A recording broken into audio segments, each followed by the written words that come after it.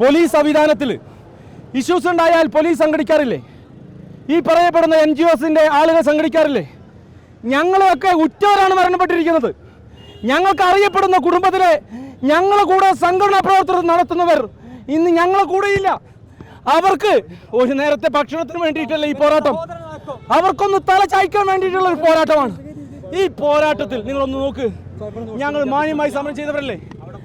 അവര് എന്നെ അറിയുന്നവർ പേരെടുത്തിട്ട് അവനെ തല്ലടാ കൊല്ലടാ എന്നാ പോലീസ് പറയുന്നത്. അവനെ ഞാൻ കാണും, കണ്ടിട്ടേ ഞാൻ പോകുള്ളൂ. ഏത് പോലീസാണ്? അത് ബത്തേരി CI കണ്ടിട്ടേ ഞാൻ പോകുള്ളൂ. കൊറേ അടി കൊണ്ടവനാണ്. തല്ലിക്കോ, തല്ല്. നീ എന്റെ പേര് പറഞ്ഞു തല്ലി, ഞാൻ വിഷയം തീർക്കുന്നു പറഞ്ഞ ആളാണ്.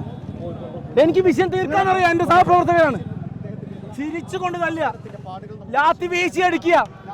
എന്താ വിചാരിച്ചേ? നിങ്ങൾ 100 പേര് തല്ലുമ്പോ ഓട് നാളെന്ന് വിരിച്ചോ? നീ മേയ് തൊടണ്ട, ഞാൻ പോകും. മേയ് തൊടണ്ട, ഞാൻ പോകും. എനിക്കറിയാം മാറ്റാൻ. ഡയലോഗ് അടിച്ച് ജയിക്കാൻ വെറുതെ വിചാരിക്കാം സുഹൃത്തെ, അത് വെറുതെ വിചാരിക്കാം.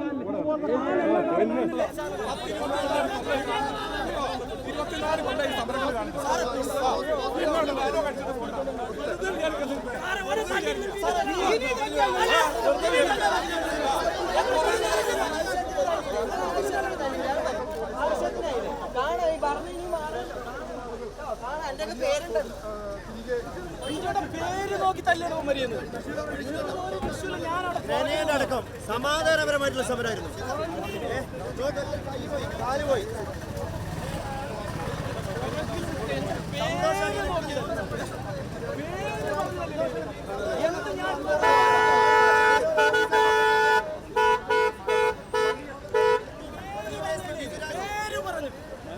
ഏത് തെമ്മാടികളാണല്ലോ പോലീസിലെ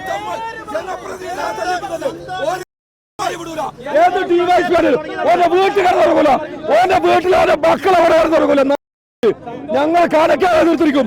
പോലീസരെ പറയുന്നത് ചത്തിട്ടല്ലാണ്ട് പോവില്ല. ഇയൊന്ന് കാക്കി ഊരിട്ട് നടക്കുന്നു. എടാ ഇയൊന്ന് കാക്കി നടക്കണോ?